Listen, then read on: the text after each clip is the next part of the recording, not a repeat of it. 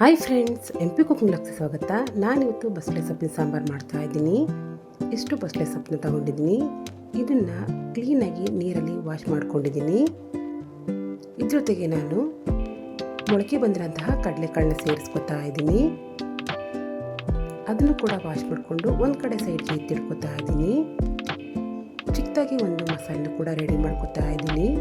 ಒಂದು ಜಾರ್ಗೆ ಈರುಳ್ಳಿ ಹಾಕ್ಕೊಂಡಿದ್ದೀನಿ. ಒಂದು ಟೊಮೊಟೊನ ಈ ರೀತಿ ಚಿಕ್ಕದಾಗಿ ಕಟ್ ಮಾಡಿಕೊಂಡು ಅದನ್ನು ಕೂಡ ಸೇರಿಸ್ಕೊಂಡಿದ್ದೀನಿ. ಅರ್ಧ ಕಪ್ ತೆಂಗಿನಕಾಯಿ ತುರಿದು ಕೂಡ ಹಾಕ್ಕೊಂಡಿದ್ದೀನಿ. ಬಸಳೆ ಸೊಪ್ಪು ಆರೋಗ್ಯಕ್ಕೆ ತುಂಬಾ ಒಳ್ಳೆಯದು. 1 ಸ್ಪೂನ್ ಅಚ್ಕಾರದ ಪುಡಿನ ಹಾಕೋತಾ ಇದ್ದೀನಿ. 1 ಸ್ಪೂನ್ ಅಚ್ಕಾರದ ಪುಡಿಗೆ 2 ಸ್ಪೂನ್ ಧನಿಯಾ ಪೌಡರ್ನು ಹಾಕ್ಕೊಂಡಿದ್ದೀನಿ.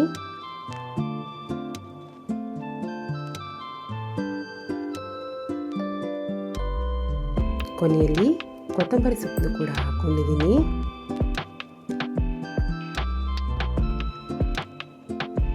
ರುಬ್ಬಕ್ಕೆ ನೀರು ಎಷ್ಟು ಬೇಕೋ ಅಷ್ಟನ್ನು ಸೇರಿಸ್ಕೊಂಡಿದ್ದೀನಿ.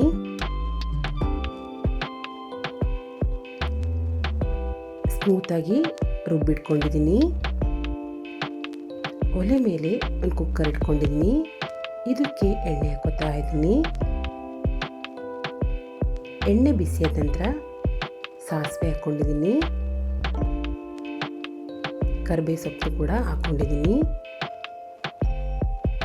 ಹಿಟ್ಟನ್ನು ಸೇರಿಸ್ಕೊಂಡು ಫ್ರೈ ಮಾಡ್ಕೊತಾ ಇದ್ದೀನಿ.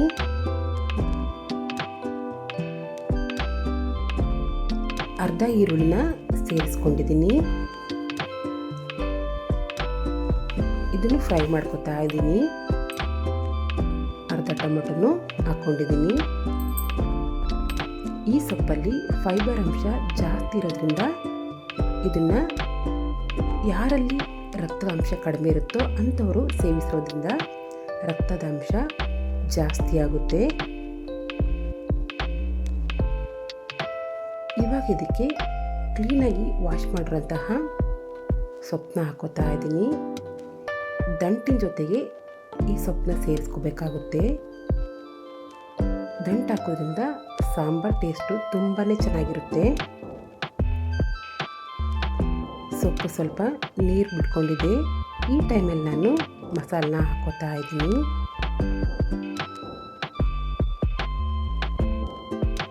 ಎಲ್ಲನೂ ಮಿಕ್ಸ್ ಮಾಡ್ಕೋತಾ ಇದ್ದೀನಿ.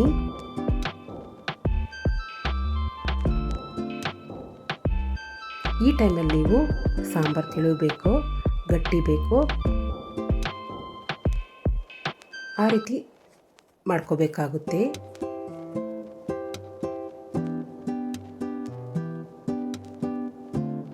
ರುಚಿಗೆ ತಕ್ಕಷ್ಟು ಉಪ್ಪನ್ನು ಕೂಡ ಹಾಕೋತಾ ಇದ್ದೀನಿ. ಯಾರಲ್ಲಿ ಬಾಯಲ್ಲಿ ಹುಣ್ಣಿರುತ್ತೋ ಅಂಥವರು ಈ ಸೊಪ್ಪನ್ನ ಸೇವಿಸೋದ್ರಿಂದ ಬಾಯಲ್ಲಿರುವಂತಹ ಹುಣ್ಣು ಕೂಡ ಕಡಿಮೆ ಆಗುತ್ತೆ. ಒಟ್ಟಿನಲ್ಲಿ ಆರೋಗ್ಯಕ್ಕಂತೂ ಈ ಸೊಪ್ಪು ತುಂಬಾ ಒಳ್ಳೆಯದು. ಸೊಪ್ಪು ಇಷ್ಟು ಬೆಂದಿದೆ.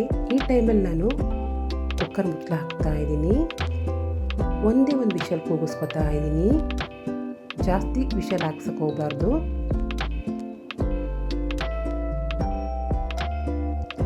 ಇವಾಗ ಮುಚ್ಚಳ ತೆಗೆದಿದ್ದೀನಿ. ಸೊಪ್ಪು ಕೂಡ ಚೆನ್ನಾಗಿ ಬೆಂದಿದೆ. ಈ ಸೊಪ್ಪಲ್ಲಿ ಸ್ವಲ್ಪ ನೀರಿನ ಅಂಶ ಜಾಸ್ತಿ ಇರೋದ್ರಿಂದ ಸಾಂಬಾರು ಕೂಡ ಸ್ವಲ್ಪ ತೆಳುವೆ ಬರುತ್ತೆ. ನೀವೇ ನೋಡ್ಬೋದು, ಬಸಳೆ ಸೊಪ್ಪಿನ ಸಾಂಬಾರು ರೆಡಿ ಆಯಿತು. ಖಂಡಿತವಾಗ್ಲೂ ಈ ವಿಧಾನದಲ್ಲಿ ಒಂದ್ಸಲ ಟ್ರೈ ಮಾಡಿ ನೋಡಿ. ಇವಾಗ ಇದನ್ನ ಒಂದು ಪಾತ್ರೆಗೆ ಹಾಕೋತಾ ಇದ್ದೀನಿ. ತುಂಬ ಅಂದರೆ ತುಂಬಾ ಚೆನ್ನಾಗಿರುತ್ತೆ. ಇದನ್ನು ಮಾಡೋಕ್ಕೇನು ಜಾಸ್ತಿ ಟೈಮ್ ಕೂಡ ಹಿಡಿಯೋದಿಲ್ಲ. ಜಾಸ್ತಿ ಮಸಾಲೂ ಕೂಡ ಬೇಕಾಗೋದಿಲ್ಲ. ತುಂಬಾ ಪರ್ಫೆಕ್ಟ್ ಆಗಿರುವಂತಹ ಸಾಂಬಾರನ್ನ ಮಾಡ್ಕೋಬೋದು. ಇದು ಆರೋಗ್ಯದ ದೃಷ್ಟಿಯಲ್ಲೂ ಕೂಡ ತುಂಬಾ ಒಳ್ಳೆಯದು. ವರ್ಷಕ್ಕೆ ಒಂದ್ಸಲನಾರು ಈ ಸೊಪ್ಪಿನ ಸಾಂಬಾರನ್ನ ತಿನ್ನಬೇಕು ಅಂತ ಹೇಳ್ತಾರೆ. ಇದು ಅನ್ನದ ಜೊತೆ, ಮುದ್ದೆ ಜೊತೆ ತುಂಬಾ ಚೆನ್ನಾಗಿರುತ್ತೆ. ಖಂಡಿತವಾಗ್ಲೂ ಈ ವಿಧಾನದಲ್ಲಿ ಒಂದ್ಸಲ ಟ್ರೈ ಮಾಡಿ ನೋಡಿ. ನನ್ನ ರೆಸಿಪಿ ಇಷ್ಟ ಆದರೆ ಪ್ಲೀಸ್ ಲೈಕ್ ಮಾಡಿ, ಸಬ್ಸ್ಕ್ರೈಬ್ ಮಾಡಿ, ಸಪೋರ್ಟ್ ಮಾಡಿ. ಪಕ್ಕದಲ್ಲಿ ಕಾಣುವಂತಹ ಬೆಲ್ ಐಕಾನ್ ಕೂಡ ಪ್ರೆಸ್ ಮಾಡಿ. Thank you.